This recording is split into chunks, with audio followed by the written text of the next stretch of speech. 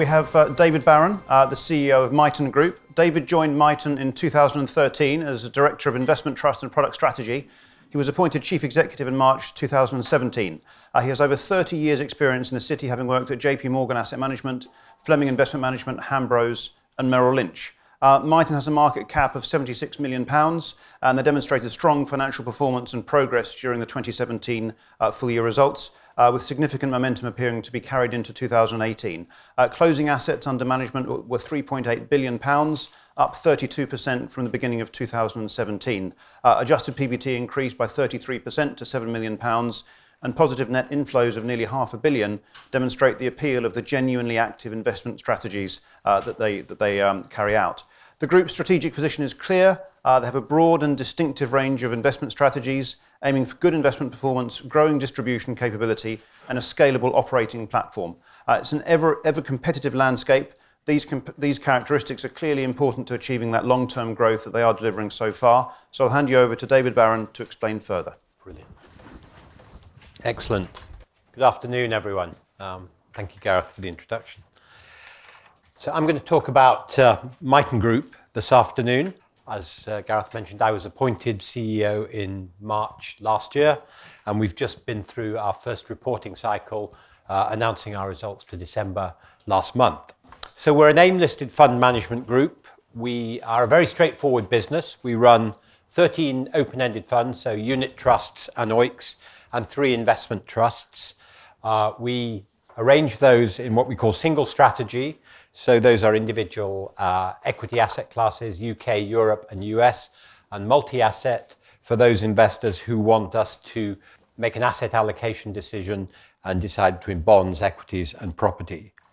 The current business really dates from 2011, when a new management team, including my board colleague Gervais Williams, who many of you will know and probably seen present at these events. There was a new shareholder group came in at that time and cleaned up the balance sheet, and we began the process of simplification and investment in the business. At that time, the business operated from 4 locations. It had an inadequate technology platform and limited distribution. And the aim was that we would launch single strategy funds. The first ones launched by Gervais alongside the historic multi-asset strength of the business. We're very much a legacy-free business, so our strategies are very much designed for markets as they are now, and we have a simple regulatory status. We only operate in the UK through 2 regulated subsidiaries, and we sell UK funds to UK investors. That makes us very straightforward from a regulatory perspective, and takes complexity out of the business. We have 53 people, and we think we're agile, differentiated, and lean. Where do we sit? We sit amongst that group of what I would call the smaller quoted fund managers. There are obviously other quoted fund managers, larger groups, Jupiter Schroders, Aberdeen Asset Management. They would tend to have much broader product ranges than us, so they would look to offer their clients strengths across fixed income, equities, perhaps alternatives, hedge funds, properties.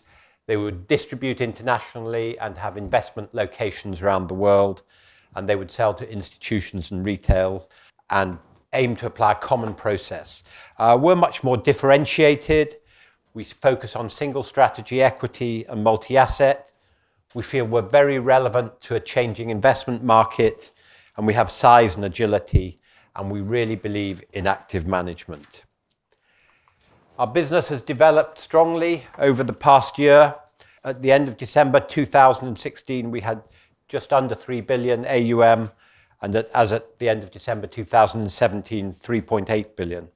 But what's more interesting perhaps is the broadening mix of the business. So from 2011, the single strategy funds invested in the UK, led by Gervais, drove the growth. But since then, we've seen other strategies that we've launched subsequently, Europe, the US and UK come on. And so we're a much broader, more diversified business that gives us a robustness. And in the last year, we've launched an equity infrastructure fund. And this year, we've launched a US smaller companies fund and a balanced fund, broadening that range out. But the common feature, and there's no common investment process, would be strong performance, but also good management of risk. And what we think one of the real advantages of active management is really the ability of fund managers to steer a careful course in difficult markets. So to avoid some of those icebergs that are out there at the moment. So it's both about performance, but also risk management. We're very active. One of the measures that people look at in funds like ours is active share. How much are you different from the underlying market? And our funds would typically have active shares above 80 or 90%, whereas for more benchmark-aware strategies, the figure would be much closer to 60. And we believe our costs are competitive. The driver of any asset management business is investment performance, and investment performance should lead to net new flows. There are lots of asset management businesses out there that make good money, that earn a fee from the assets they've gathered in previous years. But there are really, in my mind, two measures of the health of an asset management firm. Are the funds performing and are they competitive?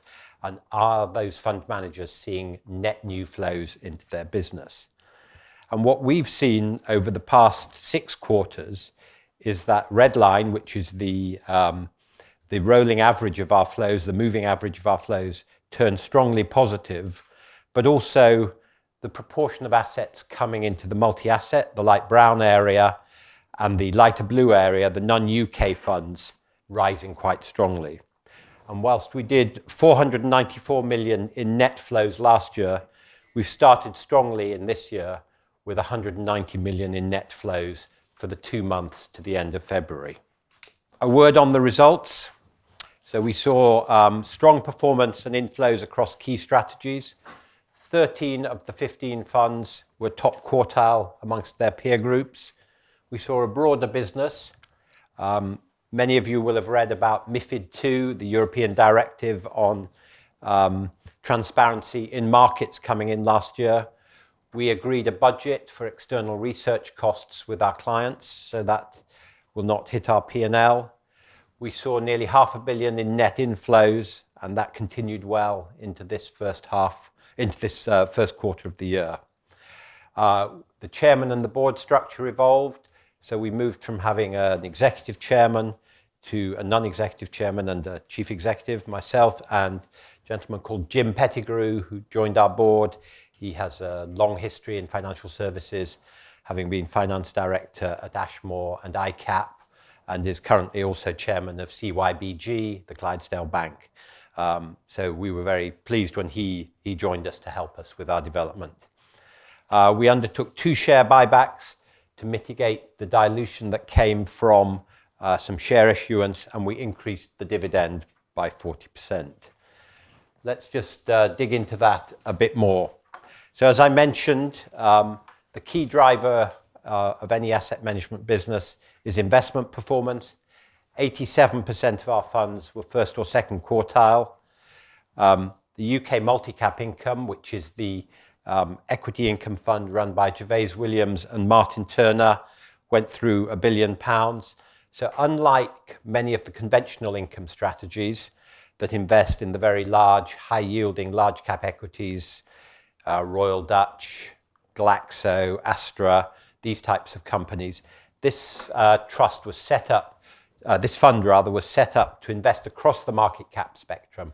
So invests in AIM companies, small companies, mid-cap companies, so diversifies that source of income and has about 140 holdings, whereas if you look at traditional equity income funds, they would have a very, very high concentration of income coming from the large cap stocks in the market.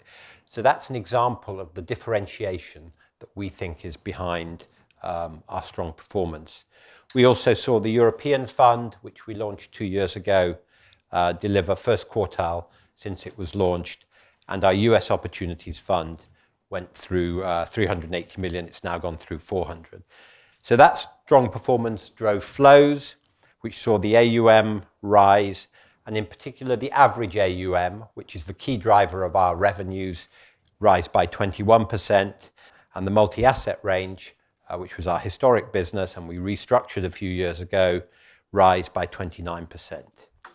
In turn, we saw the operational gearing in the business start coming through. So we have very much a fixed cost base that we've put in people, offices and technology. So the assets went up 21%, but the profit rose in turn by a third, by 33%, and the EPS was up 53%. We believe it's right for a small listed asset management business to have a strong balance sheet. People are invested with us for duration, and so we carry 20 million in cash. That's approximately 30% of our market cap is in cash at the moment, and we increased the dividend.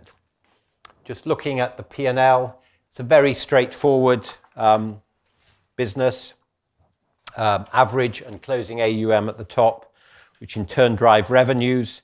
The revenues were up 15%, average AUM up 20%, which in turn drove adjusted profit up 33%. You'll see there, it's rather small, but the net management fee margin, just some softening there from 68 basis points, so 0.68% to 0.65% across the business. That reflects a slight change in mix, as the investment trust business is a smaller part of our business, and some investment in some newer funds. But we think those are both typical revenues and ones that we can sustain. A few exceptional costs relating to the board restructuring, but otherwise a really very straightforward P&L there. The administration expenses, asset management businesses, as I mentioned, have three groups of costs really. Costs of production, if you like, which is investment managers, costs of distribution, so sales and marketing, and then the costs of control, the operating platform, compliance, and the management of the business. And those tend to rise in line with the growth of the assets when they rise. Looking at the balance sheet side and the cash, we started the year with about 21 million in cash. We generated just over 7 million from operations, some tax, 2 share buybacks and a dividend, and we ended the year with just under 20 million. As I mentioned before, we undertook 2 share buybacks to mitigate some dilution that arose from a remuneration scheme, and we continued to build cash during the first half of this year. On the dividend side, we increased the dividend by 40% in line with earnings, which is over 2 times covered. So what does the future hold? So I think Miton's a well-placed business in an asset management sector that really is changing very rapidly.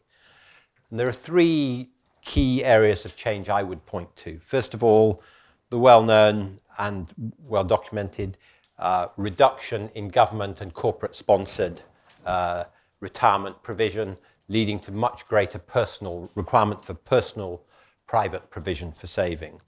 The second is regulation. We're a very highly and increasingly regulated industry, and as the requirement for private provision for savings rises, regulators are going to be even more interested in ensuring that people can invest in markets with trust and confidence. And the third is technology. There are many impacts of technology on our business, but one of the principal ones is that index tracking products, passive products, can be delivered for virtually no cost. They're very, very cheap now. So if you are somewhere in the middle ground where you are offering an index plus type product, in my view, you are in a difficult position. So you need to be either very cheap and passive or quasi-passive or highly active. And that's where we look to be. We're a much more balanced business. When the new management team came in, we were much more reliant on the UK products. Increasingly, other products will drive our growth. We have multiple engines for growth. We can raise assets even when certain markets are out of favor, and I'll talk about that a bit more in a moment. We believe we're genuinely active, and our funds can complement other funds, so people can buy a very cheap passive product and get better risk-adjusted returns using one of our funds alongside them. We've got strength in multi-asset, the so-called outcome-based products, which are increasingly important to financial advisors. And there's no point having good funds if you don't have good distribution. And we have strong distribution. We're typically among the top 20 net sellers in retail funds in the UK. So that gives us good growth scope from existing strategies and scope for increased profitability and improving returns for shareholders. This really just sets out the two big legs to our business. The first one is the single strategy. The lower half is the multi-asset fund. The red line shows the 3-month moving average of net inflows into the funds in the business, the key driver of profit. And you can see there, since about the end of the autumn of 2016, both parts of the business turned the corner, and we've seen net inflows across both single strategy and multi-asset. I talked about having more engines for growth. The light blue bars, or turquoise bars on that, are the inflows into the multi-cap income and the smaller cap fund, the UK small cap fund, run by Gervais Williams and Martin Turner. They've historically been the driver of growth in the business, but increasingly the crimson bars, which is Europe, the US, and the multi-asset funds, are driving the growth of the business as they build their track records through 3 and 5 years and have longer term performance records that people can rely on. This is quite an important chart in my view. Since the second half of 2016, investors have in aggregate taken money out of the UK. So the red bars or the crimson bars are the aggregate net outflows from the 3 UK sectors for funds: equity, income, small cap, and all companies. So since the Brexit vote, really, the UK has been a very unfavoured market for investors. However, in 2017, and that's the turquoise bars again, the Miton funds in those sectors saw net inflows. So we were positive at a time when the overall market was negative. So what does that speak to? What that speaks to me, is the differentiation of our funds and the ability to raise assets even at a time when the wider market may be seeing net outflows. And I think that is a sign of the market acknowledging the attractiveness of our funds. What do we mean by active management? I just put up a slide there. On the left is the US fund that we manage. On the right is the European fund. I've put also up against there the top 10 holdings for both funds and the benchmarks. And what you will see there is absolutely no overlap with the benchmarks, either in Europe or the US. So in the US, what has performed well over the last year would be the FANG stocks: Facebook, Apple, Alphabet, those large technology stocks. We haven't held any of those, but underneath you'll see the performance records. And so 3 years were first quartile, since launch were first quartile. And we've also delivered very good risk metrics, as we call them. So that's lower volatility than the rest of the market, what we call a good Sortino ratio. That's a measure of downside risk. So we think by delivering very differentiated funds, different from the benchmark, which, as I mentioned, people can buy very cheaply, we can sustain a good fee for the funds and offer investors something different. A similar pattern's repeated for the European fund there. Very different from the benchmark. No Nestle, no Novartis. Much more mid-cap growth companies that we've identified. You know, it's that pattern, that differentiation from the market and from the more index-aware funds that we are positioning ourselves with. The other bit of our business is the multi-asset funds. So that is where we offer an outcome to investors. You can see there the actual return: 5.8, 8.6, and 7.7. So we're targeting a return above a certain level by blending assets together. And that's a very important range of funds for the financial advisor market. So to sum up, we've delivered strong financial performance in the last year, largely through organic growth. We think our active management positioning in a highly regulated and increasingly cost-conscious sector positions us well. There's plenty of capacity in some of the existing strategies for further growth. We're a small business, 52 people, very simple, operating just in the UK market, which at this time is extremely helpful to us. Our shareholder returns have been reinforced by a dividend policy that grows the dividend in line with earnings. We've started 2018 strongly. The net flows were 190 million in the first 2 months of the year. That compares with 494 million in the whole of last year. In the middle of March, we updated the market. We'd gone through the 4 billion AUM mark, even in a period when markets were down in the first part of the year. We've launched 2 new funds, and the investment performance is good. Thank you.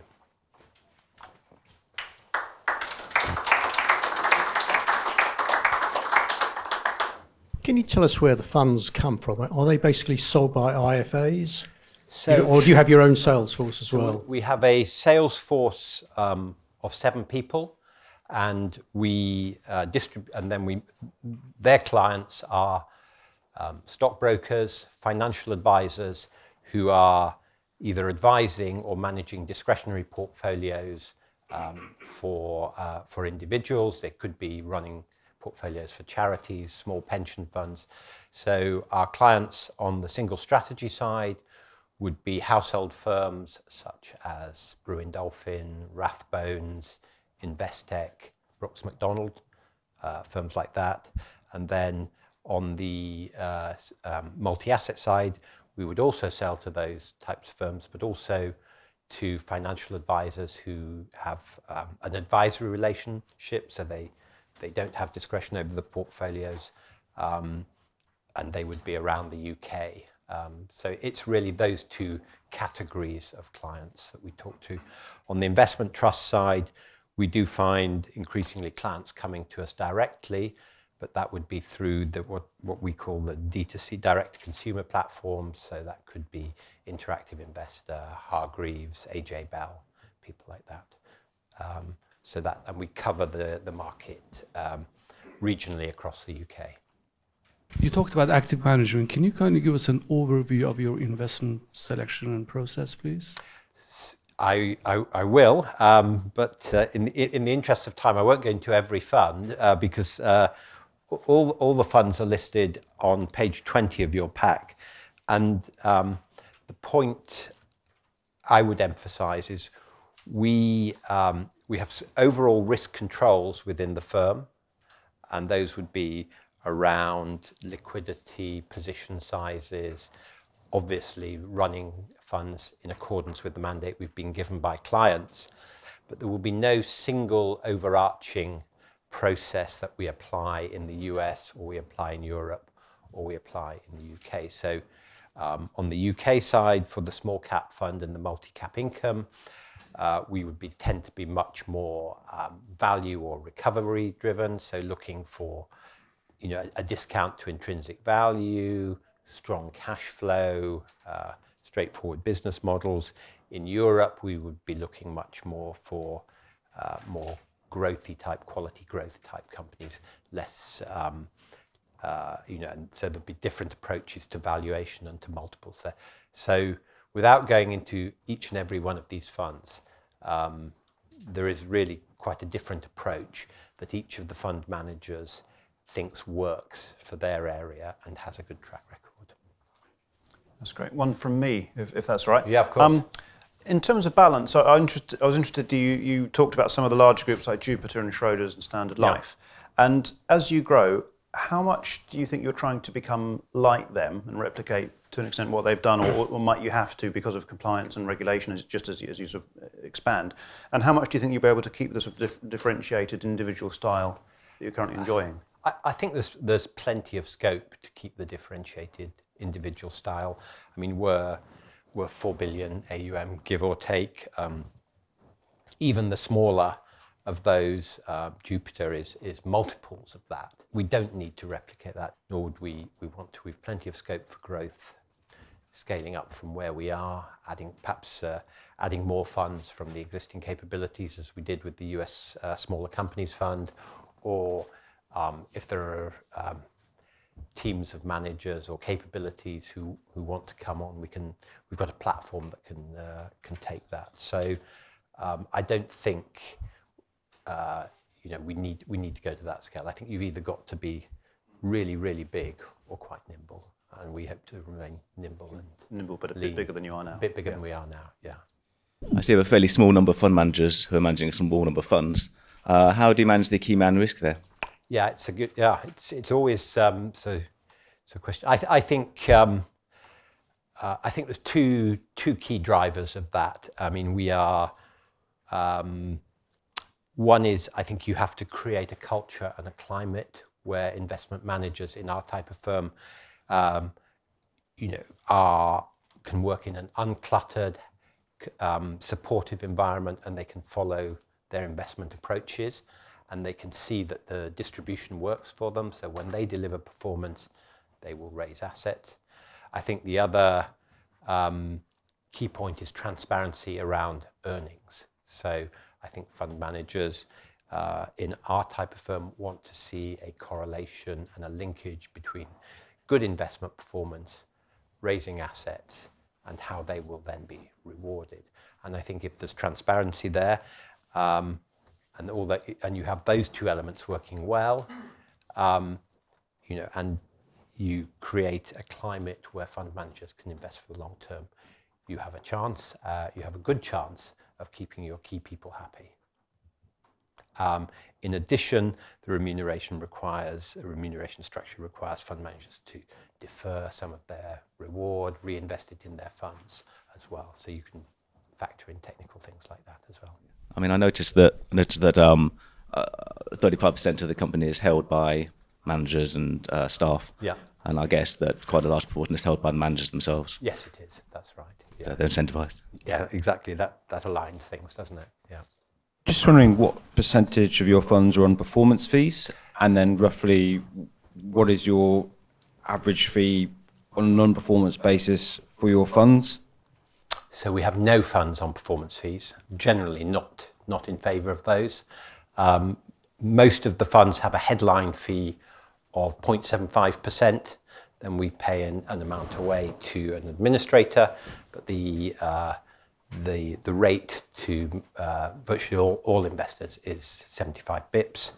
And when we launch a new fund, we have what we call a founder share class at 0.5%, whilst that fund gets up and running, and we underwrite the costs, so the audit costs, the other costs that could make the overall charges too high while that fund is growing.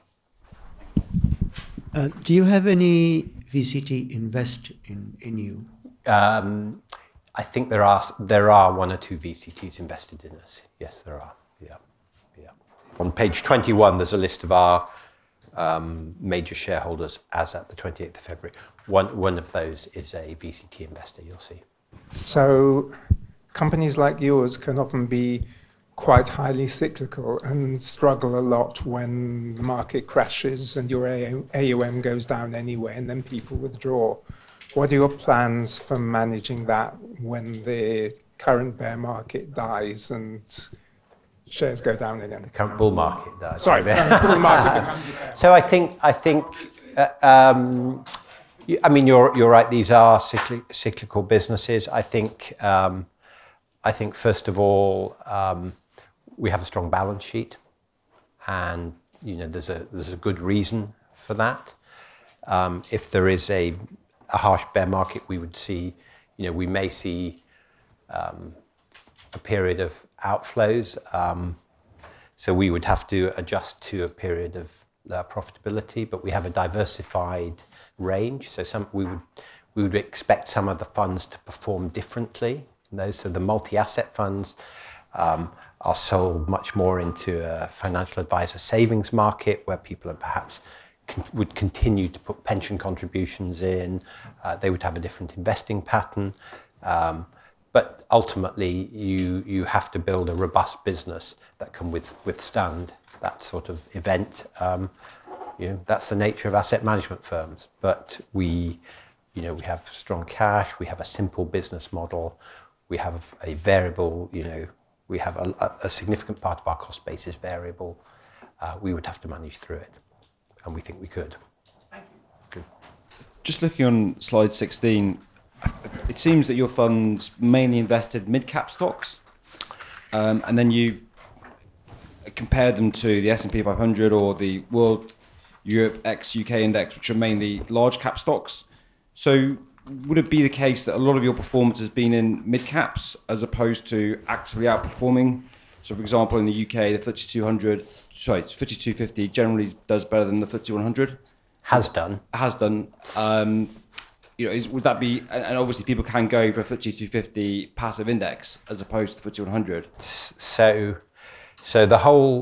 one of the sort of underlying philosophies of the way we've set up the business, Genuinely Active, is that you set the funds up with a wider opportunity set. So all those funds that are benchmarked against the S&P 500 could, if they wanted, not invest in the very large cap stocks. They could do what we've done. We've chosen both to choose the stocks we have in the sectors we have, in the size we have. And it's that ability to use that wider opportunity set that we think adds value over the longer term and makes the downside. So those are active decisions on our part, both on stock and where in the market we invest. And I think, whether we get that. So yes, some of that performance will have come at times from being overweight mid-caps against a large cap benchmark. But we're not necessarily constructing our portfolios with direct reference to the S&P 500. That's a reference benchmark for us. And we have a wider opportunity set, and we encourage the fund managers to utilise that. Great. Unless any final questions, I think we'll draw a line under it there. David, thank you very much. Very impressive.